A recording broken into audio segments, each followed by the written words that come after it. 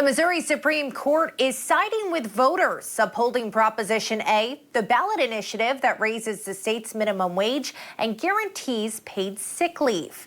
Justices rejected arguments from business groups who claimed the measure was misleading and unconstitutional. Tonight, our ABC 17's Mitchell Kaminsky joins us live in Columbia. Mitchell, Prop A had a lot of support from voters. Megan, Prop A passed in November with support of 57% of Missouri voters. And this month, Missouri Jobs for Justice helped organize a statewide rally to protect paid sick leave that included the location right here in downtown Columbia at Yellow Dog Books. It's really hard when you are a teacher, a middle school teacher, which is what my mom was before I was born, to take care of a child who is in and out of the hospital all the time. So my mom had to give up her dream of being a teacher. Proposition A raises the minimum wage to $13.75 and $15 in 2026, with future increases tied to inflation. It also gives workers 1 hour of paid sick time for every 30 hours on the job.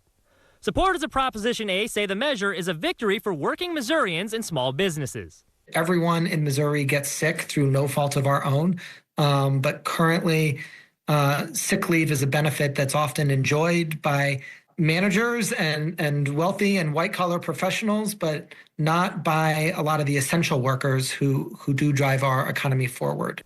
Missouri Jobs with Justice says more than 500 businesses back Proposition A, many of them already providing similar benefits. And oftentimes small business owners are ones who actually already sort of recognize and treat their employees as family because they see them every day. What we are finding is larger corporations that, always try to extract as much from their employees as possible are the ones leading the pushback. However, Missouri's National Federation of Independent Business says the ruling will hurt small businesses, writing in a statement to ABC 17 News, quote, Missouri small businesses are disappointed by today's Supreme Court decision on Prop A. This issue will have detrimental consequences for the small business community, as it has created a compliance nightmare for owners statewide, end quote.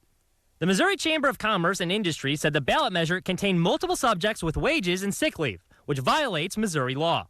But the state's highest court rejected the claim that voters were misled and said it had no jurisdiction to rule on a separate argument about the petition structure, leaving the floor open for courts to decide.